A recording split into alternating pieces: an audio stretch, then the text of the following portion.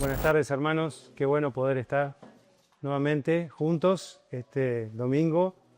Y qué lindo, como decíamos, tener la iglesia llena, ¿no? Es un gozo poder juntarnos con varios hermanos, hay hermanos que nos visitan, amigos que vienen también a escuchar la palabra, y eso la verdad que nos alienta.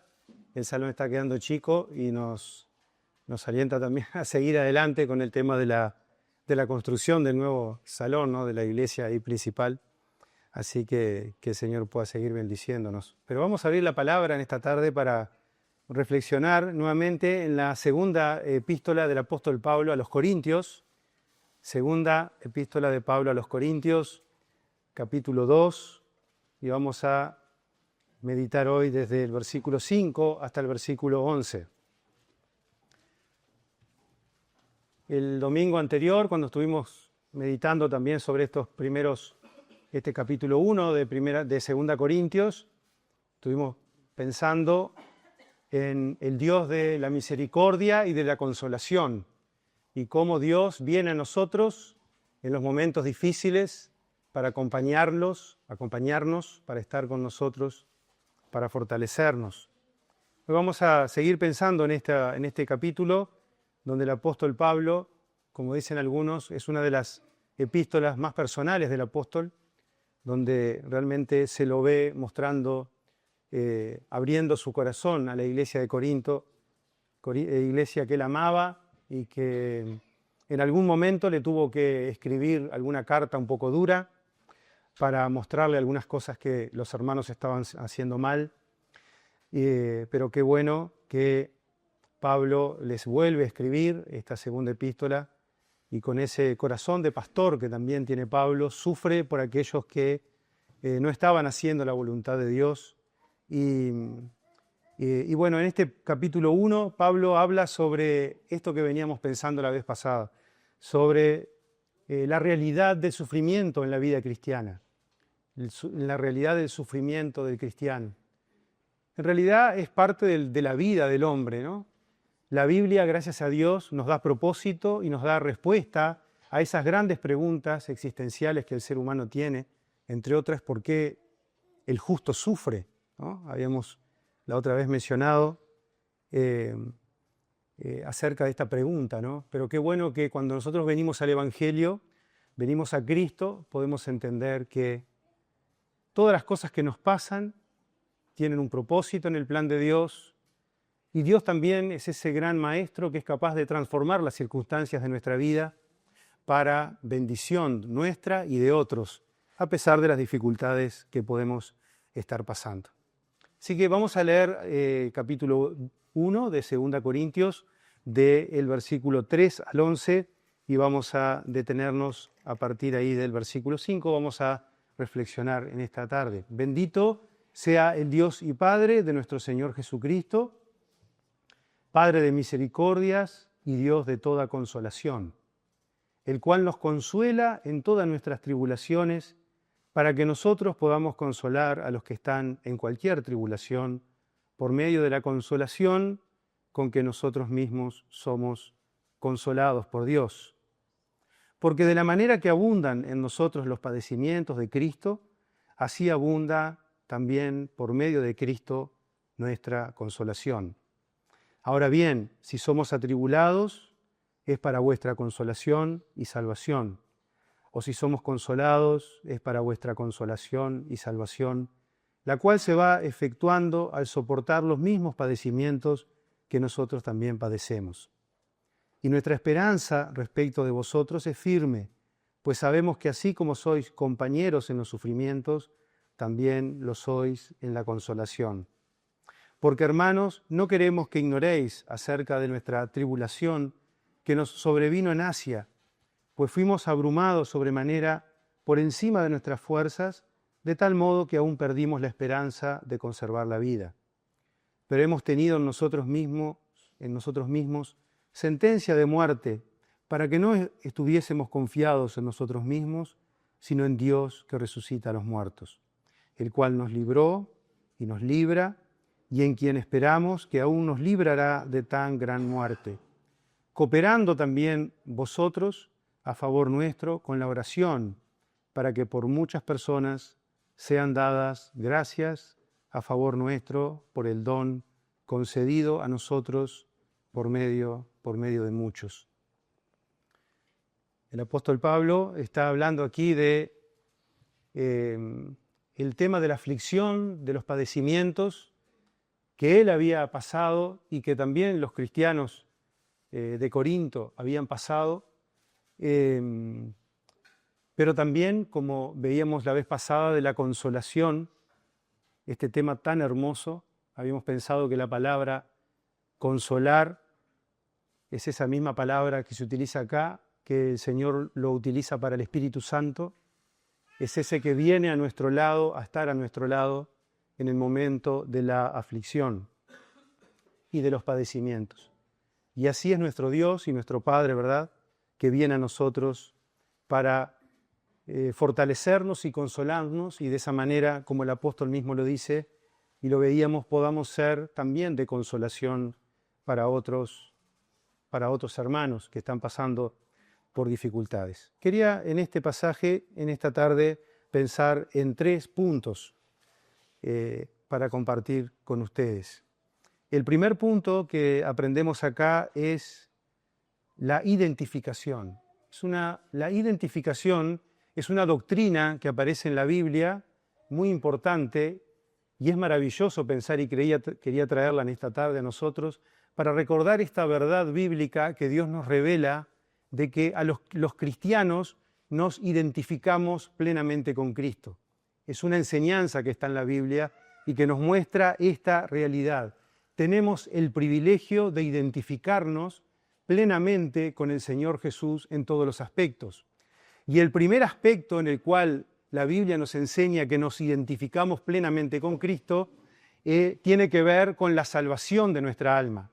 Es el aspecto quizás más importante y más relevante y el más necesario para nuestra vida, que podamos tener la salvación en Cristo, la salvación de nuestra alma. Y ese gran paquete, digamos así, que Dios nos ofrece por la fe en Cristo, que es la posibilidad de ser salvos, que incluye grandes cosas, la Biblia nos muestra que en ese proceso que Dios elabora, ¿no?,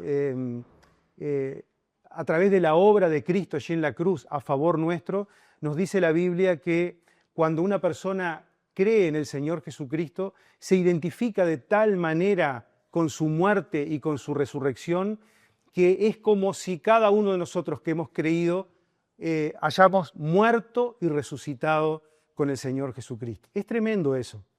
El Señor Jesucristo fue a la cruz a dar su vida por toda la humanidad, por cada uno de nosotros, por todos los seres humanos. Pero cuando un pecador se arrepiente y va a Cristo y ve en la cruz de Cristo, la obra de Cristo en la cruz a favor suyo, y comprende que Cristo está muriendo allí en la cruz, no simplemente por ser un mártir o alguien que fue contra la sociedad de aquel entonces. Cristo estaba muriendo en la cruz por mis pecados y por tus pecados, para solucionar este problema que nos separaba de Dios.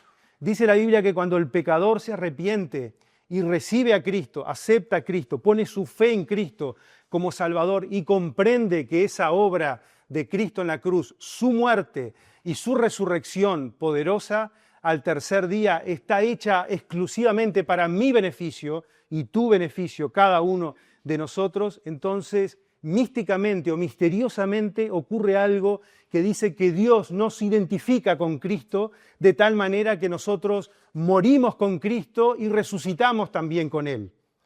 Es tremendo esta experiencia, esta doctrina, esta enseñanza que Dios nos ha revelado en la Biblia. De otra manera, nadie, ninguna mente, ningún ser humano hubiera podido imaginar esa realidad. Cuando nosotros miramos una imagen de Cristo en la cruz, que hay muchas, el hombre ha pintado decenas o centenas de cuadros tratando de representar, vemos allí un hombre crucificado, pero la Biblia, la palabra de Dios nos revela que en esa muerte y resurrección de Cristo, Cristo estaba solucionando para siempre el problema que nos separaba de Dios, el pecado que hay en nuestro corazón. Romanos, capítulo 6, versículo 5 al 8, da cuenta de esta verdad, entre otros pasajes que nos dice la Biblia. No nos vamos a detener en esta tarde demasiado en este aspecto, pero sí quería traerlo a colación por si hay alguna persona aquí que aún no se ha dado cuenta que Cristo muere y resucita en la cruz para perdón de tus pecados. Porque la cruz era nuestra. El lugar que debíamos ocupar nosotros no era Cristo, porque Cristo fue puro, sin mancha, dice la Biblia, y sin contaminación. Era el puro y santo Hijo de Dios, pero la Biblia nos revela que en ese cuerpo bendito Dios cargó en él maravillosamente y misteriosamente, que no podemos entender, el pecado de todos nosotros. Y dice la Biblia, agregando que Dios nos identifica con Cristo muriendo en la cruz. Cuando Cristo muere, me ve a mí muriendo y te ve a ti muriendo, si es que has creído en el Señor Jesucristo. Y cuando Cristo resucita al tercer día, de alguna manera también maravillosa y misteriosamente, Dios nos resucita con Cristo. Y esto no es teoría, no son conceptos, es la realidad en la vida de cada uno de nosotros. Y dice Pablo en la carta a los Romanos, capítulo 6, versículo 3, capítulo 6, versículo 3 de la carta a los Romanos: ¿o ignoráis que todos los que hemos sido bautizados con Cristo Jesús hemos sido bautizados en su muerte? Y acá no está hablando del bautismo en aguas cuando una persona hace este acto después que se convierte. Está hablando de el bautismo en la Biblia. El significado de bautismo es alguien que se sumerge en las aguas y vuelve a salir. Y este bautismo está hablando figurativamente de que cuando una persona acepta a Cristo, se sumerge en la muerte así como Cristo murió, y cuando Cristo vuelve a la vida el tercer día, resucita y es como si saliera del agua, ese bautismo. La palabra bautismo hace referencia a ese acto, no al acto del bautismo en agua que todos conocemos, que los cristianos después, en forma simbólica, representamos públicamente lo que hemos creído y lo que Dios ha hecho por nosotros con Cristo en la cruz. O sea que acá Pablo está hablando del bautismo, de la realidad que ocurre en la vida de un cristiano cuando acepta a Cristo. Cuando una persona se bautiza después de creer en Cristo, lo que hace la persona y la iglesia y los hermanos que los bautizan es mostrar, representar gráficamente lo que ya ocurrió misteriosamente y maravillosamente el día que la persona aceptó a Cristo. Yo acepté a Cristo con 18 años y lo hice arrodillado en el borde de mi cama. Ya hace... ¿Cuántos años tengo? Me emociono, ¿no? 55 años, tenía 18, harán usted la cuenta. Un diciembre, el Señor me mostró que si yo no lo aceptaba, me perdía para siempre en el infierno. Y allí de rodillas lo acepté. Y en ese día me identificó Dios con Cristo, muriendo y resucitando al tercer día. Y también lo hizo con cada uno de los hermanos que están aquí. Cada uno ha tenido su experiencia maravillosa con el Señor. Qué grande que es nuestro Dios. Algunos meses después, más que meses, años en mi caso, ya en el 91, después que crecí espiritualmente y me empecé a congregar con las intenciones de congregarme en una iglesia, entonces fui bautizado. Y 3 años después, de alguna manera gráficamente, como el Señor lo enseñó, ¿no? Por decirlo de una manera gráficamente o prácticamente, en las aguas del bautismo, cada uno de los que hemos sido bautizados representamos lo que Dios hizo en la cruz cuando nos identificó con Cristo. Bendito nuestro Dios, que fuimos, versículo 4 de Romanos 6:4, fuimos pues sepultados juntamente con Él para muerte por medio del bautismo. Este bautismo es la obra de Cristo sumergiéndose en la cruz y resucitando al tercer día. No es el bautismo no salva. El bautismo es una figura de lo que ocurre en el momento que nosotros nos convertimos. Fuimos pues sepultados juntamente con Él para muerte por medio del bautismo, porque Cristo fue sepultado en un sepulcro nuevo durante 3 días. a fin de que como Cristo resucitó de los muertos para la gloria del Padre, así también nosotros andemos en novedad de vida. Porque si fuimos plantados juntamente con Él en la semejanza de su muerte, ahí lo pueden ver, así también lo seremos en la de su resurrección. Conocedores de esto, que nuestro viejo hombre fue crucificado juntamente con Él, para que el cuerpo del pecado sea reducido a la impotencia, me encanta este texto, el cuerpo del pecado sea reducido a la impotencia a fin de que nos sirvamos más al pecado. Qué texto que me hace bien esto cuando el pecado quiere surgir en mí. No tiene potencia. Leamos esto, hermanos, en la presencia del Señor. Cuando hay algo que te fuerza a hacer eso que vos no querés hacer, la fuerza del pecado, dice la Biblia, que el pecado es impotente, no tiene poder porque fue reducido a impotencia a fin de que nosotros no sirvamos más al pecado, sino que sirvamos a ¿quién? A nuestro Señor. Versículo 7. Porque el que ha muerto ha sido justificado del pecado. ¿Por qué el creyente es perdonado? Porque es justificado, porque se identifica plenamente con Cristo. Alguien que murió, dice la Biblia, la paga del pecado es muerte. La consecuencia del pecado es la muerte. Pero cuando el creyente acepta a Cristo, el pecador acepta a Cristo y se identifica con Cristo, muere con Cristo. No hay más problema. El pecado murió Cristo, pero Dios me identifica con Él. ¿Entiende? Y ahí somos justificados por esa verdad maravillosa. Es tremendo lo que Dios ha hecho en la cruz de Cristo. Y si hemos muerto con Cristo, creemos que también viviremos con Él. El efecto de la resurrección de Cristo al identificarnos con Él es totalmente, completamente disponible y hecha realidad en la vida del cristiano. Vamos a vivir con Él, vivimos con Él, porque ya disfrutamos de la vida eterna, viviremos personalmente nuestros cuerpos glorificados con Él cuando venga a buscarnos. Versículo 9, sabiendo que Cristo, habiendo resucitado de los muertos, ya no muere, la muerte ya no se enseñoreará más de Él, porque en cuanto a lo que murió al pecado, murió una vez por todas, mas en cuanto a lo que vive, para Dios vive. Así también vosotros consideraos muertos al pecado, pero vivos para Dios en Cristo Señor nuestro. Cristo Jesús, Señor nuestro. Qué maravilloso, ¿no? Es tremendo lo que la Biblia nos revela. ¿Qué mente? ¿Usted tiene dudas de si la Biblia es la palabra de Dios? ¿Alguien tiene dudas de que la Biblia es la palabra de Dios? ¿O le vienen las dudas? ¿Qué mente pudo haber elaborado estos conceptos, esta realidad? No hay mente humana que uno hubiera podido pensar o elaborar esta obra tremenda, solamente Dios, por amor a nosotros.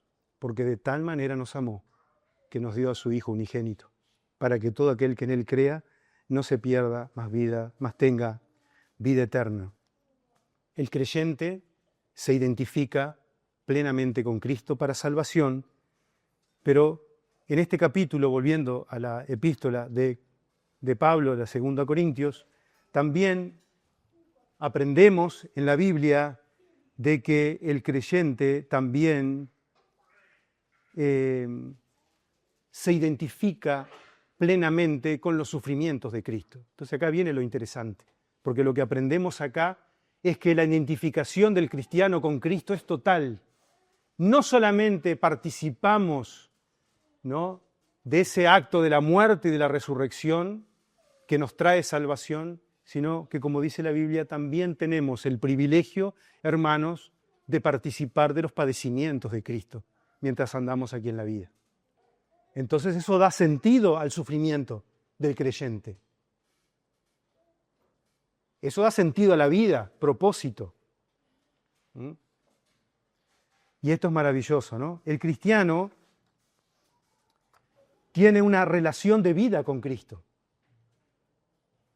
Pablo dijo, para mí el vivir es Cristo y el morir es ganancia. Cristo vive en mí, dijo el apóstol Pablo en Gálatas capítulo 2, versículo 20. Con Cristo estoy juntamente crucificado y ya no vivo yo, mas Cristo vive en mí. y lo que ahora vivo en la carne, lo vivo en la fe del Hijo de Dios, el cual me amó y se entregó a sí mismo por mí. Así que si la identificación del cristiano con Cristo es para salvación, también lo es en la vida mientras que el Señor venga a buscarnos para llevarnos a su presencia. Así que las aflicciones que fueron de Cristo, dice la Biblia, que también son nuestras.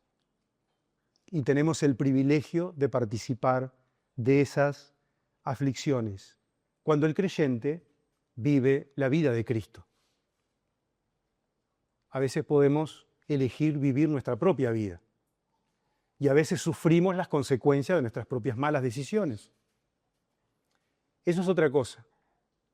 Ahí hay que restaurarse, pedir perdón, el Señor perdona, ¿no? Nos restaura y el Señor nos busca, nos ama una y otra vez.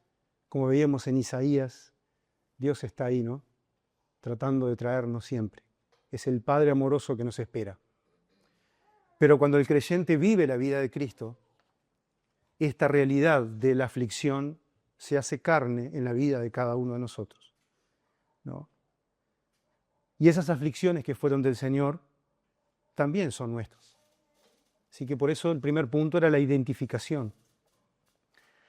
El Señor les dijo a sus discípulos en Emaús, ¿se acuerdan cuando iban caminando?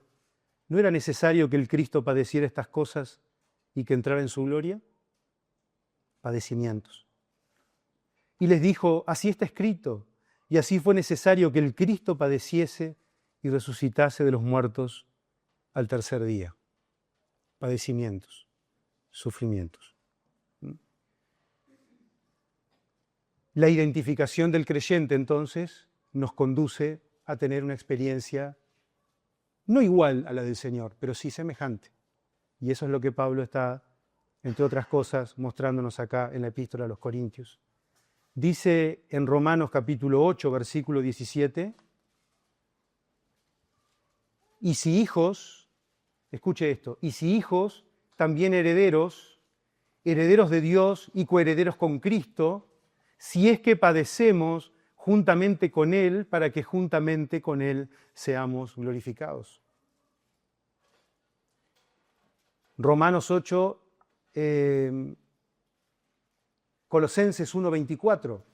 Ahora me gozo en lo que padezco por vosotros y cumplo en mi carne lo que falta de las aflicciones de Cristo por su cuerpo, que es la Iglesia. Así que esto es una verdad que tenemos que aprender, que junto con la salvación viene también como consecuencia, no como condición para la salvación. No se vaya a entender mal Romanos 8:17, ¿no? Romanos 8:17 lo leo de nuevo, dice, y si hijos, también herederos, herederos de Dios y coherederos con Cristo, si es que padecemos juntamente con Él, para que juntamente con Él seamos glorificados. El padecimiento no es condición para la salvación, para ser salvo, porque para ser salvo lo único que necesitamos es la fe en Cristo. Nada más que eso, no tenemos que hacer absolutamente nada, como sabemos. Por gracia sois salvos, por medio de la fe, dice Efesios 2, 8, 9. Pero es verdad que como consecuencia de la salvación que recibimos y de la identificación con Cristo maravillosa, los padecimientos son parte de nuestra vida y consecuencia de que vivo la vida de Cristo y que Cristo vive en mí. El segundo punto que quería compartir con ustedes es la coparticipación. Y es muy lindo acá porque Pablo habla aquí, ¿no? Bueno, quizás no cité el texto, pero todo esto de la identificación lo podemos leer en el versículo 5. Porque de la manera que abundan en nosotros los padecimientos de Cristo, así abunda también por medio de Cristo nuestra consolación. Así que los padecimientos de Cristo, identificados con Cristo, también es parte del propósito de Dios para nuestra vida. Ahora bien, si somos atribulados es para vuestra consolación y salvación, y si somos consolados es para vuestra consolación y salvación, la cual se va efectuando al soportar los mismos padecimientos que nosotros también padecemos. Y nuestra esperanza respecto de vosotros es firme, pues sabemos que así como sois compañeros en los sufrimientos, también lo sois en la consolación. Así que esto es lindo, porque la Biblia también nos muestra y nos revela que el cristiano no está solo. El cristiano forma parte de un cuerpo, que es la iglesia. ¿Y qué es el cuerpo de Cristo? La iglesia es el conjunto de todos los redimidos. La iglesia está formada, como sabemos, por todos los creyentes. La iglesia no es la que está solamente acá. Acá es la iglesia local, pero la iglesia de Cristo es el conjunto de todos los creyentes que están en el mundo en distintas partes y pasando distintas situaciones, como pasas tú, como paso yo, como pasa cada uno de los hermanos. Pero lo interesante de esto es que el sufrimiento, como Pablo mismo lo dice, si bien el sufrimiento uno lo sufre individualmente, o sea, en un sentido el sufrimiento o los padecimientos o las pruebas, en este caso pueden ser persecuciones o pueden ser problemas que también sufrimos nosotros los cristianos. Aparentemente después vamos a leer ahí al final de este capítulo, Pablo estuvo a punto de la muerte. Algunos estudiosos piensan que quizás tuvo una gran enfermedad y estuvo ahí a punto de morir, pero Dios lo rescató, lo libró. O sea que el creyente está sometido a distintos tipos de padecimientos. Cada uno de nosotros que estamos acá, quizás venimos a nosotros aquí con una carga, un padecimiento, un sufrimiento. Pero qué bueno y qué consolador es saber que el sufrimiento, si bien el creyente lo sufre, obviamente individualizado, nos da a entender acá que también el sufrimiento se da en una forma colectiva, ¿no? En el sentido de que esta realidad del sufrimiento abarca a todos los creyentes que en distintas partes del mundo, ¿no?, están sufriendo los mismos padecimientos de distintas maneras. Eso es consolador.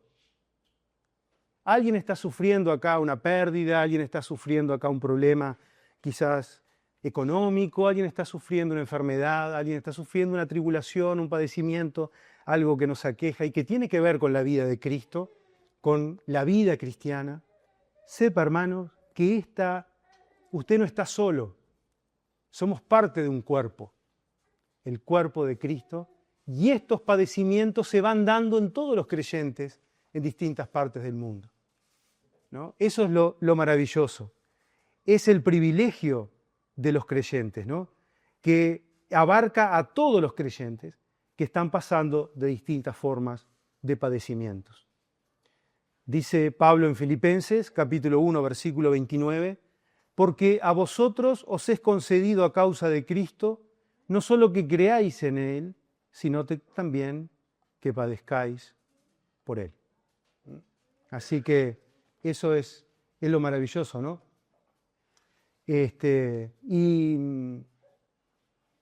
en esta palabra, ¿no?, que yo puse ahí, que es la coparticipación o la cooperación, Pablo usa la palabra cooperación ahí más adelante, al final en el versículo 11, en esto de que estamos en el mismo barco, digamos así, y que todos pasamos distintos tipos de padecimientos, y que esta consolación que el Señor nos da, participamos todos de ella. En esta coparticipación tiene propósito, ¿no? Nada en los planos de Dios se da al azar, sino que tiene un propósito. Dios está ahí. Y acá yo identifiqué 3 propósitos. La Biblia da muchos ejemplos, pero en este pasaje, el primer propósito de esta coparticipación, de que todos participamos de los padecimientos, ¿no?, una de las razones o de los propósitos es que podemos consolar a otros, ¿no?, con esa consolación. O sea que si alguien está pasando acá por un sufrimiento, ya lo vimos la vez pasada, ¿no? Si Dios está permitiendo un sufrimiento en tu vida y está pasando por una situación de padecimiento, vamos a ser consolados por nuestro Dios y vamos a estar capacitados entonces también ¿para qué? para poder consolar a otros.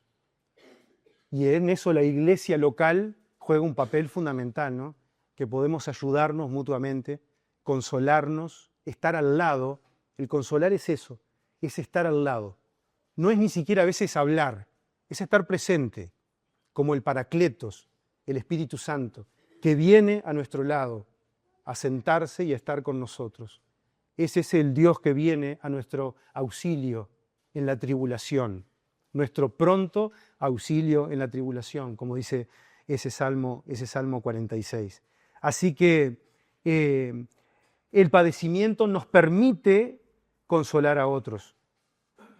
Pero también yo pensaba que acá Pablo utiliza la palabra salvación, fíjense en el versículo 6. Ahora bien, si somos atribulados, es para vuestra consolación y salvación.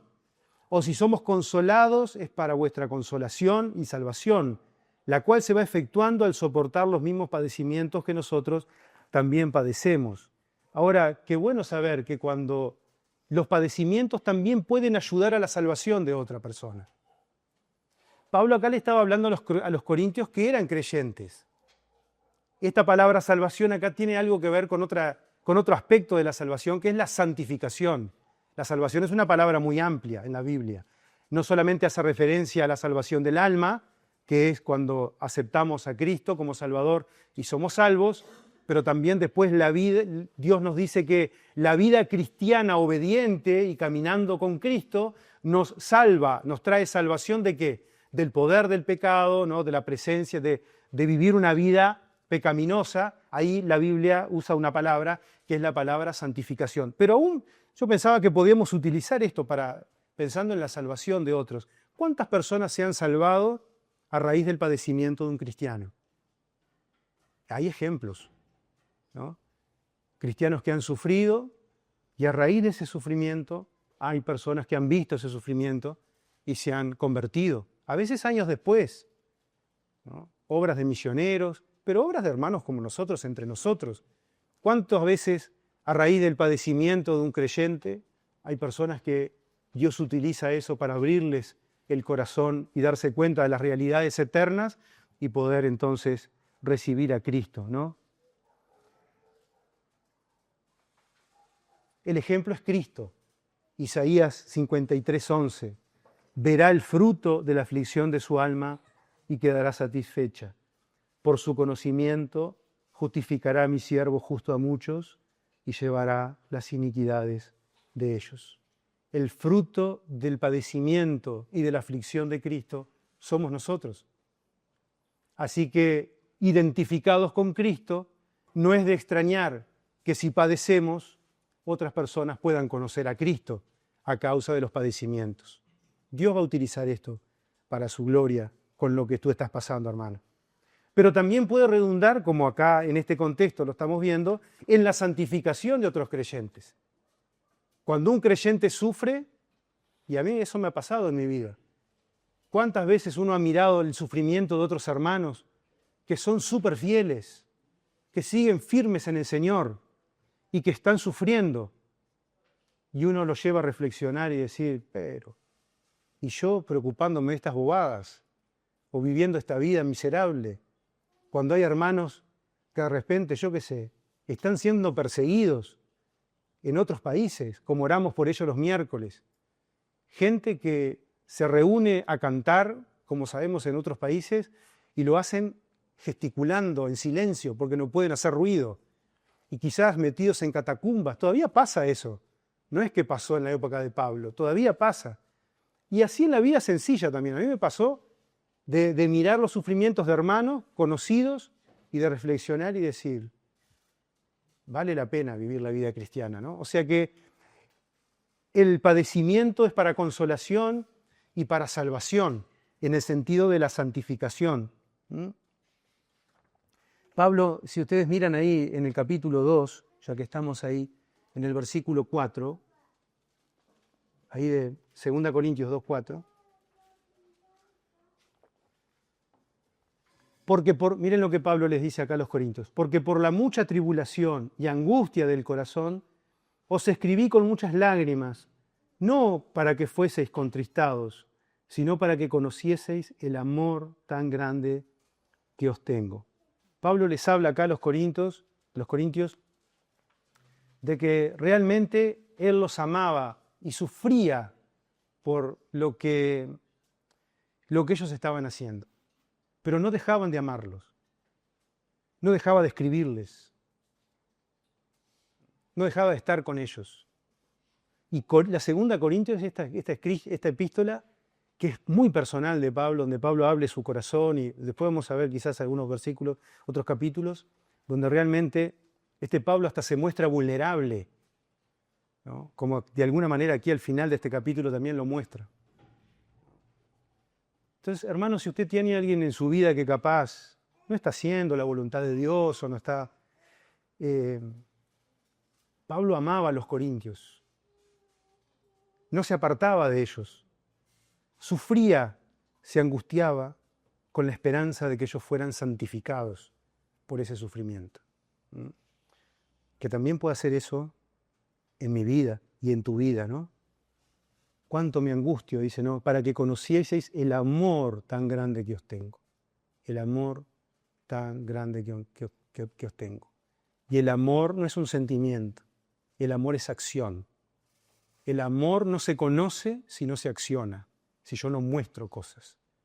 Así que si yo sufro por alguien, tengo que mostrar ese amor. Porque ese padecimiento no es en vano el que yo estoy sufriendo. Es un padecimiento de Cristo. Cuando vivo la vida cristiana está dentro de la identificación con Cristo. Padezcamos también con Cristo, es el privilegio del creyente. Y por último,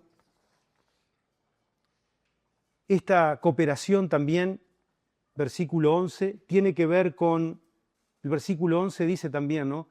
Cooperando en oración. Fíjense lo que dice el versículo 11. Cooperando también vosotros a favor nuestro con la oración, para que por muchas personas sean dadas gracias a favor nuestro, por el don concedido a nosotros por medio de muchos. Así que otro de los propósitos de la cooperación o de esta coparticipación de los padecimientos es que los creyentes tenemos el privilegio de poder orar unos por otros, ¿no? Y eso es lo maravilloso. Podemos orar unos por otros. Y Pablo acá dice justamente que los corintios, los creyentes, habían cooperado a favor de él, ¿no? Con la oración para que por muchas personas, para que después, ¿no? Y eso es lindo, cuando la iglesia ora, cuando los creyentes oramos por un beneficio, por un don, como dice Pablo acá, ¿no? Por una liberación, por una sanidad, por una bendición, y esa bendición viene, qué bueno es que la iglesia después agradezca esa bendición, ¿no? Dice para que por muchas personas sean dadas gracias a favor nuestro, por el don concedido a nosotros por medio de muchos. Qué lindo esto. Muchos oraron, muchos pidieron la bendición vino, ahora muchos agradecen, ¿no? Qué lindo que es esto. Dicen que la palabra personas acá en realidad es la palabra rostros, ¿no? Y hay un comentarista que usa esa figura diciendo, ¿no? Imagina una iglesia con rostros caídos, rogando al Señor por una bendición. Viene la bendición y luego los rostros alzados y quizás iluminados y con alegría y con gozo de que el don, de que la bendición había venido. Y Pablo agradece eso, porque es parte de la cooperación, de la coparticipación de los padecimientos de Cristo. Y por último, y termino rápidamente, la palabra provisión. Así que el primer punto era identificación, el segundo era cooperación o coparticipación, y el tercer punto, y por último termino con la provisión. Voy a leer acá lo que anoté. Cuando Dios planifica, define algo para nuestra vida, nunca queda ajeno, nunca omiso, nunca despreocupado. Así que si la aflicción es parte, esto es maravilloso, si la aflicción es parte de lo que Dios definió como su propósito para los creyentes, porque el creyente no padece en vano, si Dios definió que el padecimiento es parte de la identificación con Cristo y está definido así en su plan para nosotros, Dios cuando define algo para nuestra vida no queda ajeno a eso, no se hace omiso, no se va ni mira a ver cómo sufrimos nosotros, sino que viene a nosotros ¿para qué? Para bendecirnos, para proveernos. Por eso hoy puse la palabra provisión, porque Dios va a estar con nosotros, coparticipando, ¿no?, con nosotros en ese sufrimiento, dándonos ¿qué cosa? Lo que Pablo habla aquí, la consolación, su presencia en nuestra vida, ¿no? Fíjense que acá notemos una cosa, Pablo habla en plural de los padecimientos, pero habla en singular de la consolación. Los padecimientos son muchos, distintas, diferentes formas de padecimientos que puede tener un creyente. Y un creyente puede tener más de un padecimiento, pero la provisión de Dios es su consolación, que dice Pablo que es abundante esa consolación. Dios siempre cuando da, no escatima, da abundante. Lo vemos en la Biblia en varios pasajes. Versículo 4 dice, el versículo 5, de manera que abundan en nosotros los padecimientos de Cristo, pero proporcionalmente abunda también ¿qué? La consolación del Señor. Dice Pablo en Romanos 8, ese texto que todos sabemos de memoria, estoy persuadido, convencido, que ni la muerte, ni la vida, ¿no?, ni ángeles, ni principados, ni lo presente, ni lo porvenir, ni los poderes, ni lo alto, ni lo profundo, ni ninguna otra cosa creada nos podrá separar del amor de Dios que es en Cristo Jesús, Señor nuestro. Está en aflicción, invoque al Señor. Dice el Salmo 91, 15. Mire qué lindo este salmo, anótelo ahí en la Biblia. Salmo 91, 15. Me invocará y le responderé. Yo estaré con él en la angustia, lo rescataré y lo honraré. Qué grande que es nuestro Dios, ¿no? Así que Dios nos promete no nos promete respuestas, como decíamos la otra vez, también a todas las preguntas que nosotros tenemos. A veces no tenemos respuesta por qué estamos pasando esto. Pero sí podemos estar seguros que Dios nos va a ofrecer abundante consolación. Y también una milagrosa liberación, porque en el versículo 9 y 10, Pablo dice, allí nos muestra, pero hemos tenido en nosotros mismos sentencia de muerte para que no estuviésemos confiados en nosotros mismos, sino en Dios que resucita de los muertos, el cual nos libró y nos libra y en quien esperamos que aún nos librará de tan gran muerte. La Biblia no nos da detalles qué situación pasó Pablo. Probablemente los corintios tenían noción de estas situaciones. Algunos dicen que pudo haber sido una enfermedad, algunos pueden haber sido persecuciones, distintos tipos de cosas. Pero fue a tal punto ese sufrimiento, ese padecimiento de Pablo, que Pablo tuvo que dejar de depender de absolutamente todo lo demás para confiar plenamente ¿en quién? En el Señor. Él lo dice. Tuvimos en nosotros mismos sentencia de muerte para que no estuviésemos confiados en nosotros mismos, sino en Dios que resucita a los muertos. Y lo dijo Pablo, el que fue llamado en hechos con un propósito. Yo leía un comentario de esto y es interesante. Y el autor decía que aún Pablo, sabiendo que había sido llamado con un propósito, Dios lo llamó en hechos, ¿se acuerdan? Gálatas él cuenta su testimonio, como Dios lo llamó específicamente, ir a las naciones con un gran propósito. Había un plan ¿no? Y seguramente Pablo tenía sus planes, sus proyectos. Se ve después a partir ahí en 2 Corintios capítulo 2, de ir, de venir. Pablo era un predicador nato que se movía, ¿no? Y su idea era poder extender todo con el Evangelio de Cristo. Pero llegó un momento en que la muerte, dice aquí, le tocó la puerta. Y Pablo tuvo que dejar aún de depender, si puede decir así, de esos propósitos, de esas ideas que él tenía, para confiar plenamente y solamente ¿en quién? En Dios. que era el único que lo iba a resucitar de entre los muertos. A veces nosotros los creyentes nos creemos que somos imprescindibles. Podemos pensar esto, ¿no? Pablo llegó al punto, como dice un comentarista, llegó al punto que se dio cuenta que él no era imprescindible. Y que solamente necesitaba, ¿qué cosa?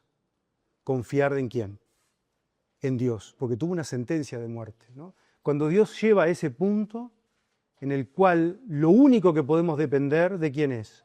Del Señor. No hay nada más. Y Pablo llegó a ese punto, ¿no? Y Pablo experimentó esas cosas. Más adelante Pablo va a decir, ¿no?